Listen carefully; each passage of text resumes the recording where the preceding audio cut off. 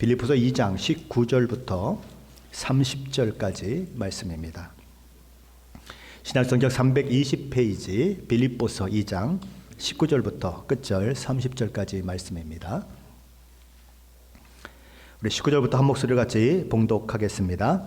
내가 디모데를 속히 너희에게 보내기를 주 안에서 바람은 너희의 사정을 알므로 안위를 받으려 함이니 이는 뜻을 같이하여 너희 사정을 진실히 생각할 자가 이밖에 내게 없음이라. 그들이 다 자기 일을 구하고 그리스도 예수의 일을 구하지 아니하되 디모데의 연단을 너희가 아나니 자식이 아버지에게 함같이 나와 함께 복음을 위하여 수고하였느니라. 그러므로 내가 내 일이 어떻게 될지를 보아서 곧 이 사람을 보내기를 바라고 나도 속히 가게 될 것을 주 안에서 확신하노라. 그러나 에바브로디도를 너희에게 보내는 것이 필요한 줄로 생각하노니 그는 나의 형제요 함께 수고하고 함께 군사된 자요 너희 사자로 내게 쓸 것을 돕는 자라. 그가 너희 무리를 간절히 사모하고 자기가 병든 것을 너희가 들은 줄을 알고 심히 근심한지라. 그가 병들어 죽게 되었으나 하나님이 그를 긍휼히 여기셨고 그뿐 아니라 또 나를 긍휼히 여기사 내 근심 위에 근심을 면하게 하셨느니라. 그러므로 내가 더욱 급히 그를 보낸 것은 너희로 그를 다시 보고 기뻐하게 하며 내 근심도 덜려 함이니라. 이러므로 너희가 주 안에서 모든 기쁨으로 그를 영접하고 또 이와 같은 자들을 존귀히 여기라. 그가 그리스도의 일을 위하여 죽기에 이르러도 자기 목숨을 돌보지 아니한 것은 나를 섬기는 너희의 일에 부족함을 채우려 함이니라. 아멘. 우리가 사랑을 하면 어떤 마음을 갖게 될까요? 누군가를 깊이 사랑하면 만나고 싶은 그런 마음이 그 마음 가운데서 일어나게 되어 있습니다. 지금 사도 바울은 로마 감옥에 갇혀 있으면서 이 빌립보 교회 성도들을 향한 그리움과 사랑 때문에 가슴이 터질 것 같은 그런 느낌을 가지고 있습니다. 빌립보서를 써서 보내면서 그 마음이 이 빌립보 속에 녹아져 내려 있는 것은 바로 사도 바울이 그렇게 그 빌립보 성도들을 그리워하고 사랑했기 때문에 그런 것이지요. 사도 바울은 편지를 쓰는 것입니다. 그리고 누군가의 손에 들려보내서 그들에게 자신의 마음을 전달하고 또 빌립보 교회 성도들이 모든 처지와 상황에도 불구하고 어떻게 인내하면서 믿음을 지키고 있는지, 신앙을 잘 다름질치고 있는지 그것을 듣기를 정말 소원하고 있는 것입니다. 그렇다면 누구를 보내는 것이 좋을까? 누가 가장 적임자일까? 사도 바울은 1차적으로 그의 신실한 믿음의 동역자인 디모데를 생각하는 것입니다. 그런데 그보다는 먼저 보내야 할 사람이 있다고 그는 생각을 하게 되는데 그가 누구냐면 에바브로디도인 것입니다. 그는 빌립보 성도들이 파송했던 사람입니다. 빌립보 성도들이 그 손에 많은 것들을 쥐어줘서 사도 바울, 옥에 갇혀 있는 사도 바울을 도우라고 파송했던 사람인 것입니다. 그런데 그가 로마에 와서 병에 걸렸습니다. 죽을 병에 걸렸어요. 너무 힘들어하는 그런 모습을 그가 이제 보이게 되는데 그 모든 소식을 들었던 빌립보 성도들이 근심하며 그를 위해서 기도하는 그 일들이 일어났던 것입니다. 그러니 그들이 보낸 에바브로디도 때문에 마음의 근심을 가지고 기도했던 그 성도들에게 이 디모데보다 먼저 보내야 할 사람은 에바브로디도라고 생각하는 것입니다. 왜요? 그가 나음을 얻고 그들을 근심하게 했던 그 사람이 자기 앞에 딱 나타나면 얼마나 그 마음이 기쁘고 정말 마음에 감사가 있겠어요.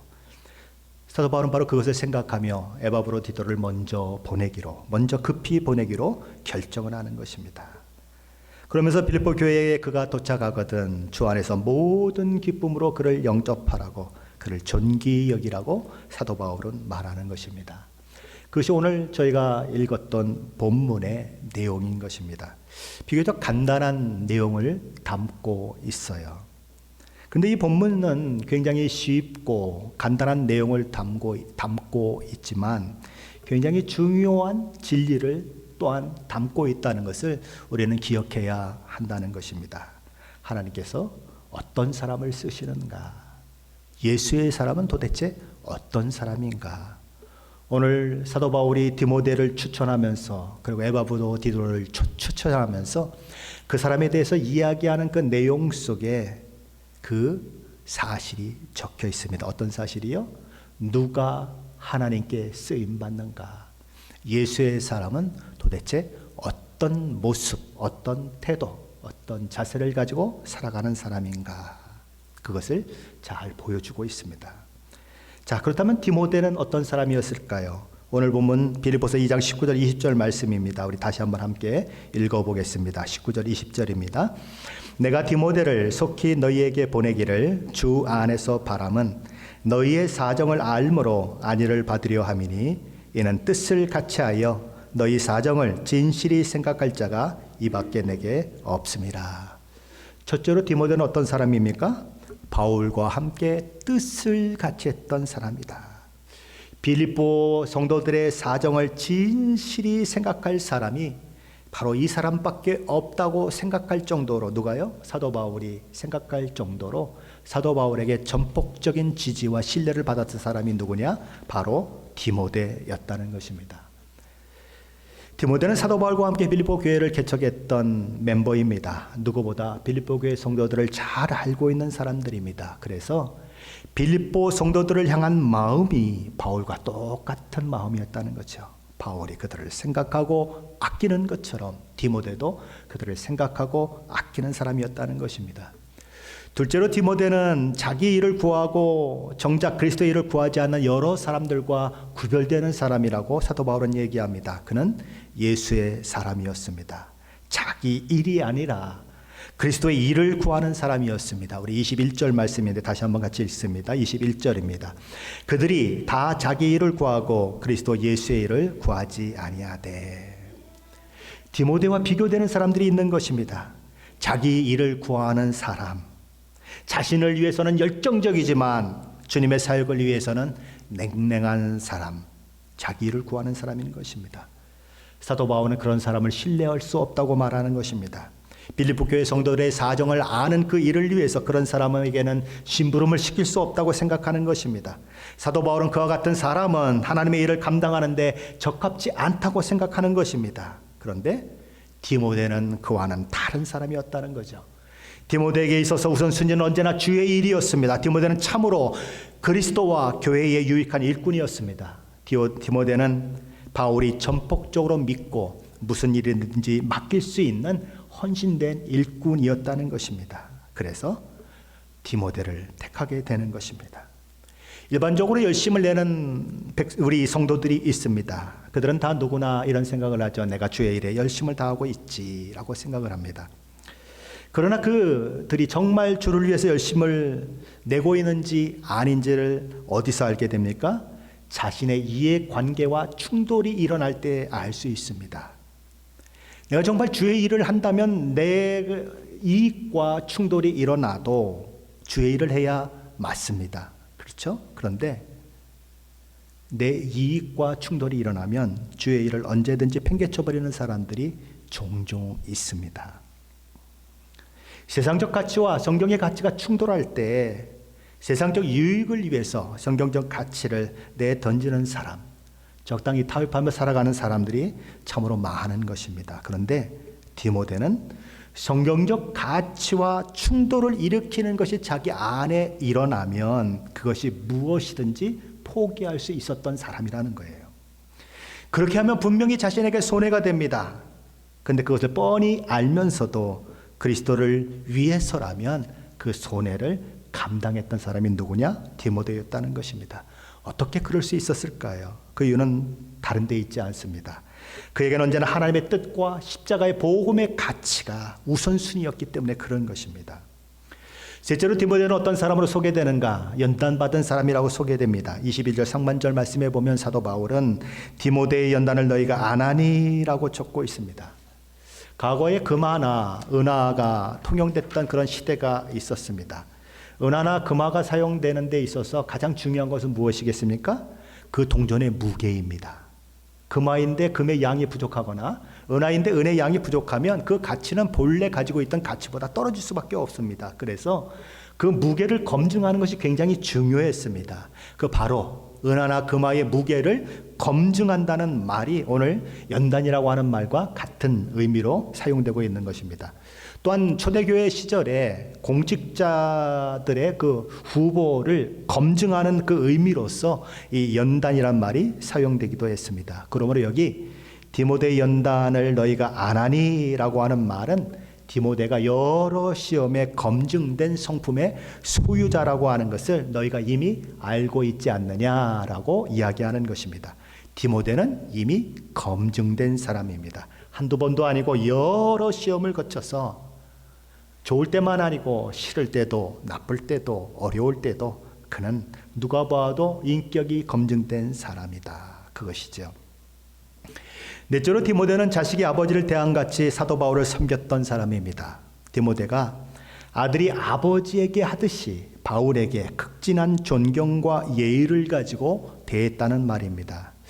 우리는 주 안에서 형제 자매 되었다는 얘기를 많이 합니다. 그래서 가끔 어떤 사람들이 자기 아버지 뻘 되는 사람한테 형제님, 자매님 하는 사람들이 있어요. 제가 다니던 교회에서 그런 일이 한번 일어났는데 그 어르신이 그냥 딱 부르더니 엄하게 꾸중을 하더라고요. 이 사람아, 아니 아버지 뻘 되는 사람한테 형제님이 뭔가? 그렇게 얘기를 하더라고요. 그런 것입니다. 우리는 연세 드신 분들 또 우리가 존경해야 할 분들, 예의를 지켜야 하는 분들에게는 존경과 예의를 지켜야 하는 것입니다. 형제와 자매가 됐다고 하는 것이 아무렇게나 해도 된다고 하는 것이 아니라는 것이에요. 사도 바울은 그래서 디모데전서 6장 2절에서 그 시대에 한 교회 안에 상전도 있고 종도 있는 것입니다. 복음은 언제나 누구에게 먼저 전해지죠? 가난한 사람들, 마음이 그렇죠, 이렇게 가난해진 사람들, 그리고 가지지 못한 사람들이 복음이 먼저 전해집니다. 왜냐하면 마음이 굉장히 낮아져 있기 때문에 복음을 받아들이기 좋은 거죠. 그래서 초대교회에는 종들이 그 안에 많이 있었습니다. 노예들이 굉장히 많았어요. 그런데 간혹 가다가 주인들도 그 안에 있는 것입니다. 아, 우리는 주 안에서 형제요 자매입니다 라고 이야기하면서 믿는 상전이 있는 자들은 그 상전을 형제라고 가볍게 여기지 말고 더 잘 섬기게 하라 라고 권면하는 것입니다. 믿음의 상전이니까 어떻게 하라고요? 아이고 뭐 형제니까 상관없지라고 함부로 대하지 말고 이전에 믿지 않을 때보다 더 잘 섬겨라, 그렇게 얘기하는 것입니다. 로마서 13장 7절에는 심지어 세상 권력에 대해서조차 사도 바울은 이렇게 얘기합니다. 두려워할 자를 두려워하며 존경할 자를 존경하라. 디모데는 그렇게 자식이 아비에게 하듯 바울을 섬겼습니다. 무슨 얘기입니까? 디모데는 자기가 최고가 아니어도 상관이 없었다는 거예요. 디모데는 자신의 이름이 드러나지 않고 바울의 이름만 드러나도 아무 문제가 없었다는 것입니다. 그는 항상 바울은 나의 지도자요, 나는 협력자라고 하는 사실을 분명히 하고 섬겼다는 거예요. 디모데는 기쁨으로 나는 보조자입니다 라고 생각하며 그 보조자의 역할을 감당했다는 것입니다. 디모데는 아들이 아버지에게 하듯 늘 사도 바울을 대했던 사람이에요. 그래서 사도 바울은 고린도전서 4장 17절에서 디모데를 주 안에서 내 사랑하고 신실한 아들이라고 소개하면서 디모데에 대한 깊은 신뢰감을 표시하고 있는 것입니다. 나이가 좀 어린 사람들에게 잘해주고 싶어도 잘해주지 못할 때가 있어요. 저도 그렇거든요. 어떤 때 그렇습니까? 잘해줬는데 상대방이 나를 무시할 때는요, 잘해주고 싶어도 못해줘요. 무시하지 않고 잘 이렇게 예의를 지키면 더 잘해줄 텐데 조금 잘해주면 이게 반응이 엉뚱하게 올 때에 그게 안 되는 것입니다. 군대도 그래요. 고참이 잘해주면 밑에 아이들이 기어 올라요. 이게 문제인 것입니다. 잘해주면 더 잘해줘야 되는데 그게 문제가 있는 거죠. 그런데 디모데는 그런 사람이 아니었다는 것입니다. 디모데는 다섯째로 어떤 사람이었는가? 사도 바울과 함께 복음을 위하여 수고한 사람이라고 이야기합니다. 복음을 위해 수고했다. 수고했다 그러면 조금 이 말의 의미가 좀 원어적인 의미와는 너무 좀 약한 의미로 들립니다. 수고했다는 의미는 그런 의미가 아닙니다. 그냥 수고했다는 의미가 아니고 복음을 위해서 종노릇했다는 것입니다. 복음을 위해서 섬기되 마치 종이 주인에게 섬기듯이 했다라는 뜻이에요.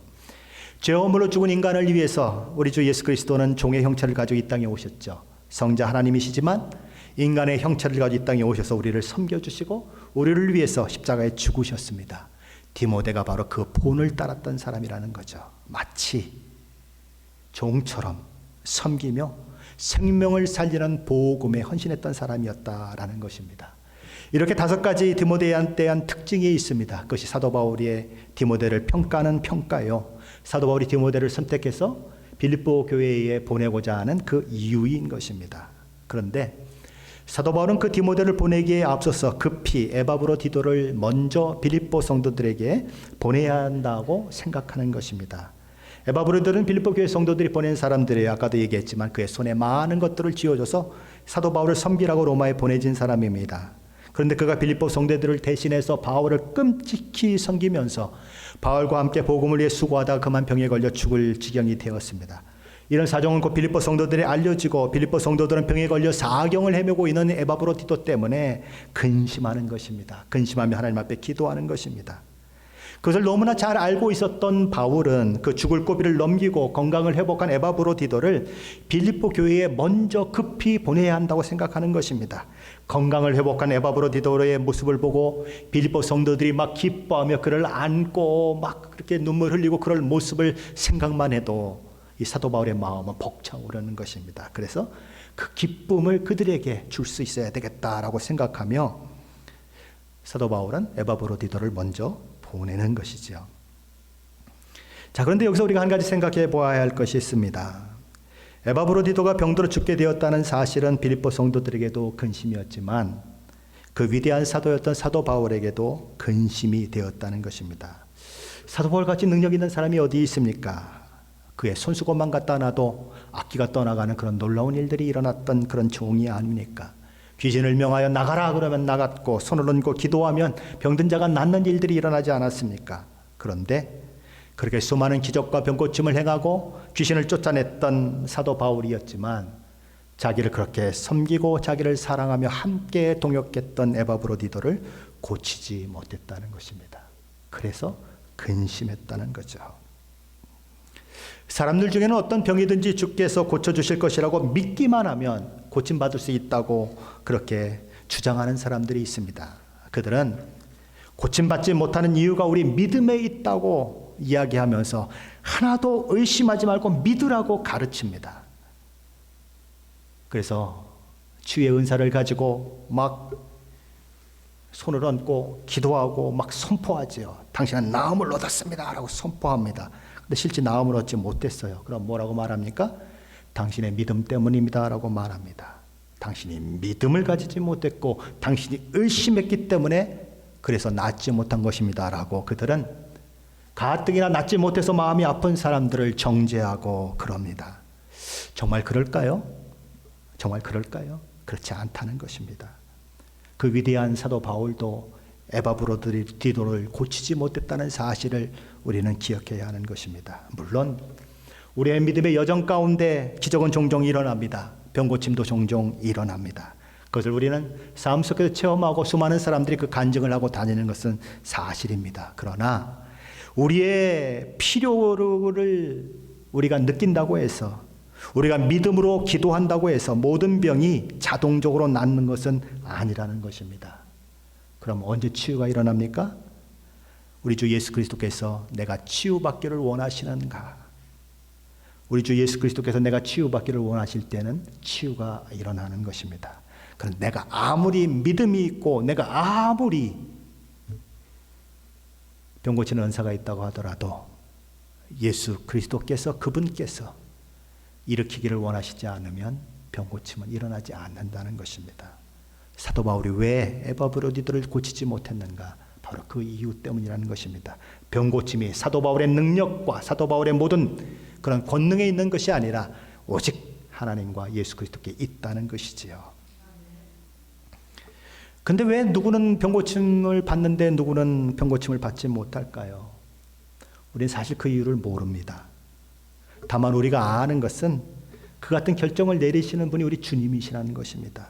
그러므로 우리는 때로 아플 때 하나님 앞에 나음을 달라고 기도하지만 그 모든 나음의 주권을 주님이 가지고 계시다는 것을 생각해야 하는 것입니다. 그래서 마지막 기도는 어떻게 합니까? 예수님처럼 이렇게 기도하는 거죠. 나의 원대로 마옵시고 아버지 원대로 하옵소서. 하나님 정말 낫기를 원하지만 하나님 나를 부르시기를 원하신다면 나는 주님의 그 뜻에 순종해서 부름받겠습니다 라고 하는 고백이 나올 수밖에 없는 것은 주님을 주권자로 인정하는 그 믿음이 있기 때문에 그런 것입니다. 사도 바울도 그런 경험이 있었죠. 자기 몸속에 병이 있는데 그는 그 병이 얼마나 힘들었는지 사탄의 가시라고 그랬습니다. 사탄의 가시. 복음을 전하는데 방해가 되고 복음을 전하는데 다른 사람들이 깔보는 조건이 되고 그래서 복음을 왕성하게 전할 수 없는 그런 일들이 일어났기 때문에 사탄의 가시라고 얘기해요. 그래서 하나님 앞에 하나님이 가시를 치워주셔야 다른 사람들이 내가 복음 전할 때에 걸림돌이 되지 않습니까? 그래야 제가 복음을 더 잘 증거할 수 있지 않겠습니까? 라고 기도했는데 하나님 뭐라고 말씀하시냐면 이렇게 말씀하세요. 야 사도 바울아, 내 질병을 몸에 그냥 가지고 살아라. 그러면서 이렇게 이유를 설명하십니다. 내 은혜가 내게 족하도다. 내가 그렇게 아프고 그렇게 병들어 있는 것이 내 은혜다라고 얘기하는 것입니다. 이는 내 능력이 내가 약하기 때문에 더 크게 나타나기 때문이다. 너의 약함 때문에 내 능력이 더 크게 드러난다. 그러니 약함을 고쳐달라고 얘기하지 말아라. 그렇게 얘기하는 것입니다. 우리 조국 양화진에 가면 외국인 선교사들의 무덤이 있습니다. 수많은 무덤 비석들이 그곳에 있어요. 저도 이 양화진 선교사들에 대한 이 강의도 좀 해보고 그곳에 가서 그 무덤들을 하나하나 살펴보기도 합니다. 그 속에는요 정말 어린아이들의 그 무덤이 있어요. 이국 땅, 낯선 땅에 와서 어린아이들을 먼저 하늘나라에 보내고 묻어야 했던 선교사들의 마음을 생각해 보셨습니까? 그 아이들 때문에 내가 정말 하나님의 자녀가 맞을까라고 고민했던 선교사들이 있어요. 왜요? 하나님을 향한 원망이 나오거든요. 하나님을 향한 그런 여러 가지 불평이 내 마음 가운데 막 나오는 것을 보면서 내가 정말 예수의 사람이 맞을까 고민하며 그렇게 고민했던 그런 선교사들이 있더라고요. 왜요? 자녀의 죽음 때문에. 3살, 4살 태어나자마자 죽는 아이들. 그곳에는 루비 캔드릭 여 선교사의 무덤도 있습니다. 그는 당시에 죽었을 때에 24살이었어요. 우리 조선을 섬기기 위해서 와서 이 조선말을 배우겠다고 겨우 9개월 있다가 죽었습니다. 왜 하나님께서는 어떤 이에게는 기적적으로 죽음을 벗어났다고 막 간증하고 다니는 사람들이 있게 만드시는데 왜 어떤 이들에게는 그렇게 큰 헌신을 했고 이 잘 사는 미국에서 대학을 나오고 장래가 촉망되는 그런 가운데서 돈 잘 벌고 그냥 건강하게 살면 되는데 그들을 부르셔서 그 지저분하고 모든 것이 다 준비되지 않은 조선 땅에 보내서 그곳에서 때로는 전염병을 얻고 풍토병을 얻어서 죽는데 그들이 그렇게 헌신을 했다면 고쳐주시고 죽지 않게 하셔야 하는데 왜 죽게 하시는가? 우리는 해답을 알지 못합니다. 하나님의 주권 가운데 있다고 하는 것밖에는 우리는 이야기할 수가 없습니다. 사도 바울도 에바브로디도를 고치고 싶었어요. 그런데 고칠 수가 없었습니다. 그래서 그것이 근심이 되었어요. 그런데 사도 바울은 고치지 못했는데 하나님께서는 얼마 지나서 이 에바브로디도의 그 병을 고쳐주시고 회복시켜 주시는 것입니다. 그래서 바울의 명을 받고 빌립보서를 그의 손에 쥐고 그는 빌립보 교회를 향하게 되는 것입니다. 빌립보 교회 성도들이 얼마나 기뻤을까요? 자신들이 그렇게 기도했던, 나음을 얻기 위해서 기도했던 그가 자기 교회에 나타났을 때 그들의 마음이 얼마나 기뻤을까요? 우리 교회도 우리 한장로님 여기 와서 앉아 계시지만 한장로님 여기 앉아 있는 것 때문에 우는 성도들이 있어요. 얼마나 마음이 기쁜지 우는 성도들이 있는 것입니다. 기도하는 자의 특권이요, 기도하는 자의 그 마음인 것이죠. 우리가 여기서 한 가지 더 생각해야 할 것들이 하나 있습니다. 빌립보 교회 성도들 중에는 자신들이 파송한 에바브로디도가 병에 걸렸다는 그 말을 듣고서 신앙이 흔들렸던 사람들이 있다는 것입니다. 저와 여러분이 병들었을 때에, 저와 여러분의 가족 중에 누가 병들었을 때에 종종 저와 여러분도 신앙적 고민에 빠지지 않습니까? 때로는 믿음이 흔들리는 것을 경험하지 않습니까? 빌립보 교회 성도들도 그럴 수 있었다는 거죠. 빌립보 강해서를 쓴 박형호 목사님이라는 분이 있습니다. 그는 그의 책에서 자신이 미국 시카고에서 목회했을 때에 경험했던 이야기를 들려줍니다. 그에게는 함께 동역했던 한 젊은 선교사님이 있었습니다. 그는 아마존 정글에 들어가서 원주민들과 함께 살면서 선교 사명을 감당했던 그런 선교사였습니다. 아마존에 교회를 세우고 신학교를 세우고 원주민들과 함께 지내면서 정말 헌신적으로 사역을 감당했는데, 그래서 원주민들로부터 굉장히 존경심을 받고 마치 아버지처럼 그렇게 이 원주민들이 존경하며 따랐던 사람인데, 교회는 날로 부흥했고 사역의 열매들은 맺히는 그런 즐거움을 경험했었는데, 어느 날 그 선교사의 부인되는 여 선교사님이 폐암에 걸렸어요. 여 선교사님은 그 오지인 아마존 정글에 뛰어든 여 전사와 같은 믿음의 사람입니다. 그래서 현지인들을 불러놓고 이야기합니다. 그 현실을 담담히 받아들이면서 이 모든 것이 하나님의 주권 가운데 있습니다. 하나님이 나를 낫게 하시든지 나를 죽게 하시든지 상관없이 나는 하나님의 뜻을 따를 것입니다.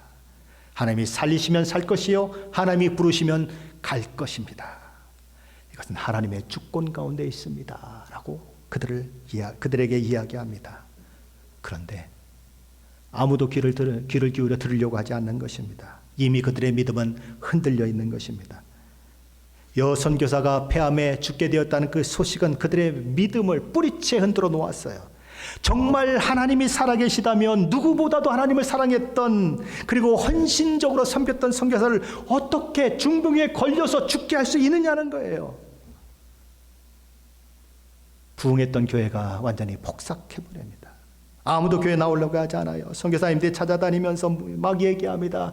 하나님의 놀라운 계획이 있는 것입니다. 하나님이 여전히 그래도 우리를 사랑하시는 분이십니다 라고 얘기했지만 아무도 그 설명을 들으려고 하지 않는 것입니다. 빌립보 성도 교회들, 그 성도들도 그럴 수 있다는 거죠. 자신들이 파송한 에바브로디도가 병들어 죽게 되었는데 사도 바울이 기도해도 낫지 않는 일들이 일어나는데, 그게 너무 실망스러운 것입니다. 하나님 도대체 어디 계세요? 하나님 도대체 뭐하고 계세요? 저렇게 헌신한 사람을, 저렇게 죽기까지 수고한 사람을 왜 살려주지 않으세요? 라고 하는 마음이 있을 수 있다는 거예요. 바울은 그들을 염려하는 것입니다. 그들의 믿음이 흔들리지 않기를 바라는 거예요. 그래서 디모데를 보내려고 하다가 디모데보다는 먼저 급히 에바브로디도를 보내야 되겠다. 봐라, 에바브로디도가 회복됐다. 그러니 믿음에 흔들리지 말아라 라고 이야기하고 싶은 것입니다. 그들의 믿음을 바로잡기 원하는 마음을 가지고 사도 바울은 에바브로디도를 먼저 보내는 것입니다. 자, 그렇다면 에바브로디도는 어떤 사람이었을까요? 그는 어떤 사람이었기에 하나님께서 그렇게 놀랍게 사용하는 그런 사람이 되었을까요? 오늘 보면 25절 말씀입니다. 함께 읽어봅니다. 25절입니다. 그러나 에바브로디도를 너희에게 보내는 것이 필요한 줄로 생각하노니 그는 나의 형제요 함께 수고하고 함께 군사된 자요 너희 사자로 내게 쓸 것을 돕는 자라. 첫째로 에바브로디도는 사도 바울로부터 나의 형제로 불리운 사람입니다. 바울도 에바브로디도도 하나님의 자녀이요 그리스도 안에서 한 형제로 묶인 사람이라는 것입니다. 때로 정치적 색깔 때문에 하나로 뭉치는 사람들이 있습니다. 문화적인 성향 때문에 하나로 뭉치는 사람들이 있어요. 같은 취미를 가지고 있기 때문에, 공동의 관심사를 가지기 때문에 하나로 묶이는 사람들이 있습니다. 그런데 에바브로디도는 무엇 때문에 하나로 묶였습니까? 그리스도의 피로 하나 된 그리스도인으로서, 그리스도를 머리로 하는 한 몸 공동체로서 하나로 묶였다는 것입니다. 이것이 굉장히 중요한 거예요. 교회 안에서도 정치적으로 갈리죠. 교회 안에서도 언제 몇 년도에 왔느냐에 따라서 갈립니다. 교회 안에서도 어떤 직업을 가지고 있느냐에 대해서 서로 갈립니다. 그래서는 안 된다는 것입니다. 그리스도의 피로 구원받은 사람이라면 하나라는 거죠. 둘째로 에바브로디도는 사도 바울과 함께 수고한 자라고 소개됩니다. 사도 바울의 동역자였다는 것입니다. 왜 사도 바울과 함께 수고했습니까? 주의 뜻을 이루기 위해서 그랬다는 것입니다. 주님의 뜻을 이루는 것이 그의 목적이요 그의 삶의 방향이기 때문에 사도 바울과 동역할 수밖에 없었고 사도 바울과 함께 수고할 수밖에 없었다는 것입니다. 저와 여러분은 누구를 위해 일하고 있습니까? 누구를 위해 일해야 마땅합니까? 저와 여러분은 우리 주 예수 그리스도를 위해 일해야 마땅한 것입니다. 저와 여러분은 무엇을 위해 살아야 마땅합니까? 무엇을 목표로 하고 달려가야 마땅합니까? 십자가에서 죽기까지 순종함으로 열어놓으신 그 죄인이 구원받는 길, 복음의 증인되는 그 일을 위해서 우리는 일해야 하는 것입니다. 목사도 장로도 권사도 집사도 다 주의 뜻을 이루기 위해서 이 믿음의 공동체 안에 들어와 있다는 것을 기억해야 하는 것입니다. 내 뜻이 아닌 주님의 뜻이 내 소원이 되고 내 목표가 되고 그럴 때에 저와 여러분 에바브로디도가 나와 함께 수고한 자라고 사도 바울이 소개하는 것처럼 주의 뜻을 위해 함께 수고하는 자라 그렇게 칭함받게 될 것입니다. 셋째로 에바브로디도는 사도 바울과 함께 군사된 자라고 소개되고 있습니다. 에바브로디도가 바울처럼 영적 전쟁을 수행하는 주님의 군대에 속한 군사였다는 것입니다. 바울이 그랬던 것처럼 에바브로디도가 그랬던 것처럼 믿는 저와 여러분도 치열한 영적 전쟁을 수행하는 영적 군사라는 사실을 늘 기억하고 살아야 하는 것입니다. 우리는 통치자들과 권세들과 이 어둠의 세상 주관자들과 하늘에 있는 악의 영들과 지금 싸우고 있습니다. 오늘날 사람들이 복음의 빛 가운데 나오지 못하도록 방해하는 세력이 있다는 것을 기억해야 합니다. 하나님을 대적하며 하나님의 뜻을 방해하는 세력이 있다는 것을 알아야 합니다. 할 수만 있으면 이미 믿음을 가진 사람이라고 하더라도 실족하게 만들고 넘어지게 만들고 믿음에서 떨어지게 만들려고 하는 세력이 있다는 것을 기억해야 하는 것입니다. 그런 영적 전쟁 가운데 저와 여러분이 있는 것입니다. 저와 여러분은 그래서 우리의 대장 되신 예수 그리스도와 함께 그들과 맞서 싸울 특권을 부여받은 군사라고 하는 사실을 가지고 이 영적 전쟁을 싸워가야 하는 것입니다. 우리는 하나님의 말씀이 희귀하여 잘 보이지 않는 시대를 살고 있습니다. 하나님의 진리마저도 인간의 입맛대로 요리되는 시대를 살고 있습니다. 하나님의 말씀조차도 시대가 바뀌면 바뀌어야 한다고 주장하는 그런 수많은 사람들이 설교하는 그 시대를 우리는 살고 있습니다.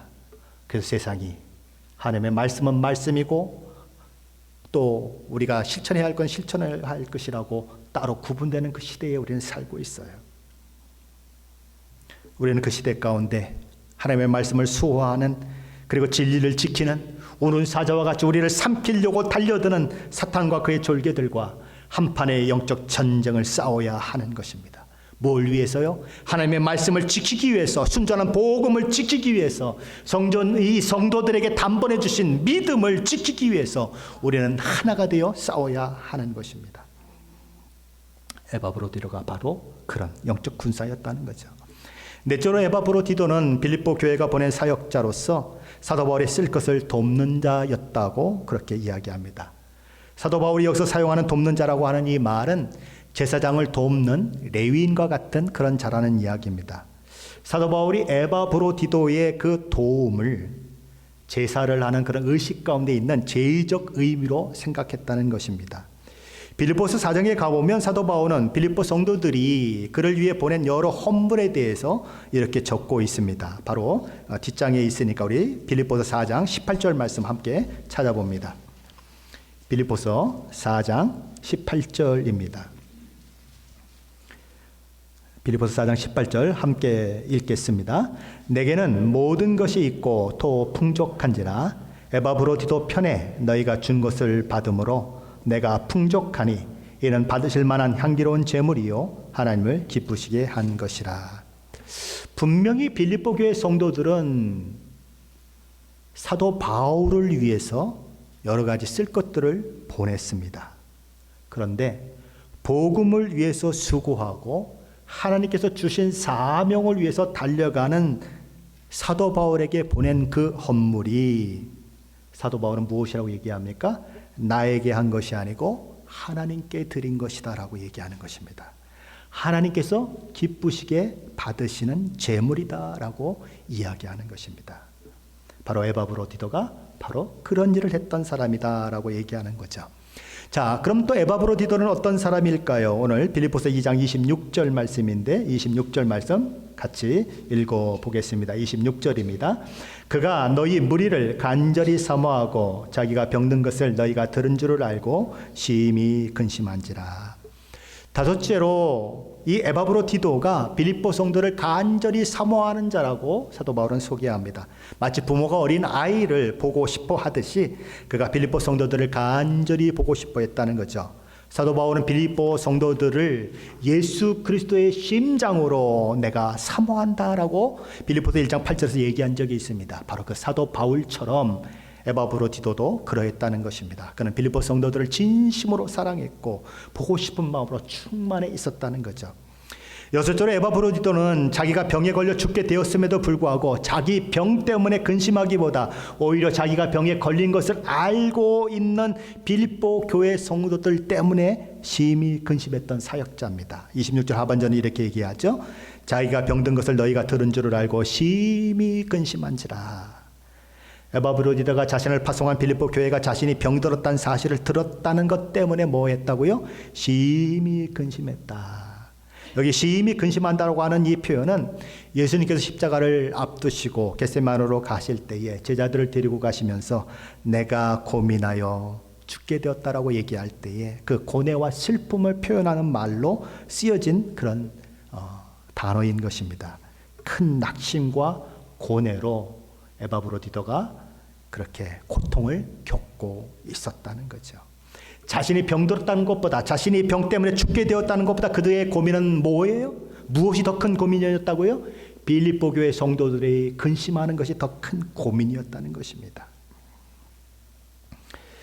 건강하고 문제가 없을 때 용기 있고 멋지게 살아가는 사람에게는 별다른 생각이 없이 그렇게 씩씩하게 살아갈 수 있지만 그 사람이 병이 들고 몸이 약해지면 자동적이라고 할 만큼 자기 자신에게 집중할 수밖에 없는 것이 인간의 모습입니다. 그리고 의기소침해지는 것이 인간의 보편적인 모습입니다. 그런데 에바브로디도는 죽을 병에 걸렸음에도 불구하고 자신이 병이 들었다는 사실보다 자신이 병이 들었다는 사실 때문에 빌립보 교회 성도들이 근심할 것을 생각하고 그 교회를 향한 깊은 마음 때문에 마음이 힘들었다는 거예요.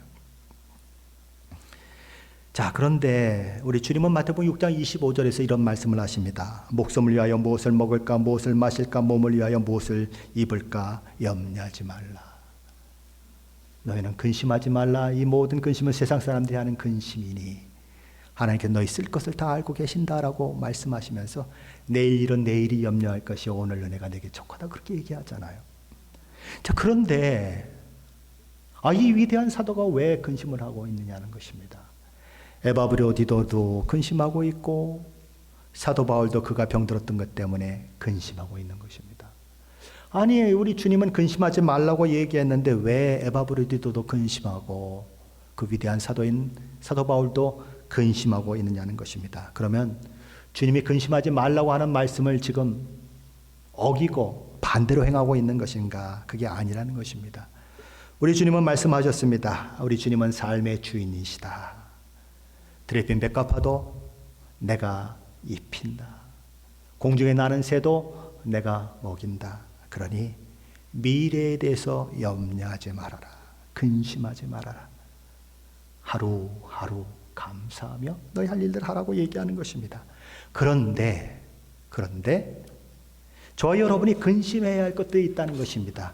염려해야 하는 것이 있다는 것입니다. 뭐예요? 하나님 나라와 몸된 교회와 지체된 형제 자매들을 위한 근심과 염려는 반드시 있어야 한다는 것입니다. 사도 바울이 그랬던 것처럼 에바브로디도가 그랬던 것처럼 그래야 한다는 것입니다. 한번 저와 여러분의 삶을 돌아보십시오. 예수 믿는 사람이라고 하면서 함께 지체된 공동체 식구들에 대해서 관심이 있는가 보십시오. 어떤 분이 병들었을 때 내 마음에 근심이 있습니까? 어떤 분이 힘들어할 때 내 마음 가운데 염려가 있습니까? 어떤 분이 울고 있을 때 내 마음에 우는 마음이 있습니까? 함께 공동체를 이루어가고 있는데도 불구하고, 믿음의 공동체에 소속이 되어 있는데도 불구하고, 남이 어떻든 말든 나는 하나님과의 관계만 좋다, 관계만 좋으면 된다라고 생각하는 것은 참 믿음이 아닙니다. 그것은 바른 믿음의 모습이 아닌 것입니다. 하나님과의 바른 관계에 있는지를 어떻게 알 수 있습니까? 사도 바울은 빌립보서 2장 4절에서 각각 자기를 돌아볼 뿐더러 또한 각각 다른 사람의 일을 돌아보아 나를 기쁘게 하라고 그렇게 얘기합니다. 그것으로 나타나는 거죠. 아버지를 공경한다면서 엉뚱한 짓을 하면서 하나님을 공경하는 것이 우리 주님은 불가능하다고 얘기합니다. 눈에 보이는 부모도 공경하지 못하면서 어떻게 나를 공경할 수 있겠느냐라고 말씀하십니다. 마찬가지예요. 형제자매를 향해서 함부로 대하고 내 맘대로 해제끼면서 나는 그래도 하나님을 사랑하고 나는 하나님을 잘 섬긴다고요? 넌센스입니다. 아니에요. 그건 참신앙 아니에요. 누가 봐도 저와 여러분은 얌체 같아서는 안 돼요. 누가 봐도 저와 여러분은 저 사람은 믿음의 공동체를 위해서 소원해도 감당할 수 있는 그런 사람이구나. 자신의 유익보다 공동체의 유익을 구하는 사람이구나 라는 소리를 들을 수 있어야 한다는 것입니다. 에바브로디도는 자신의 질병은 큰 근심거리가 아니었습니다. 그의 관심은 빌립보 교회 공동체에 있었습니다. 자신이 병들었다는 그 사실 때문에 혹시나 믿음에서 흔들린 자는 없을까, 그것이 근심이 되었습니다. 그리고 자신을 파송한 교회의 소망을 따라 바울을 섬기는 일에 그렇게 아픈 몸인데도 불구하고 자기의 목숨을 생각하지 아니하고 바울을 섬겼던 귀한 종인 것입니다.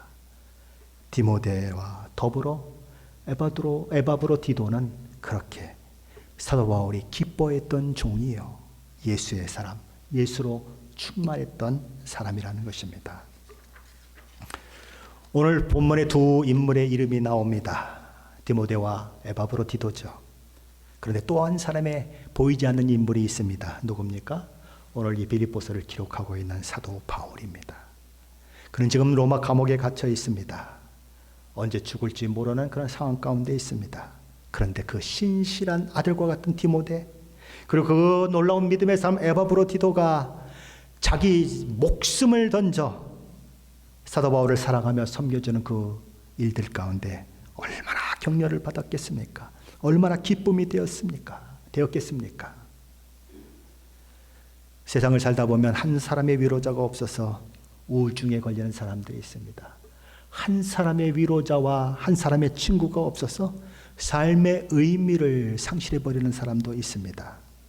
그런데 사도 바울은 빌립보 교회를 염려하면서 영적 아들인 디모데를 빌립보 교회로 돌려보내기로 결정하는 것입니다.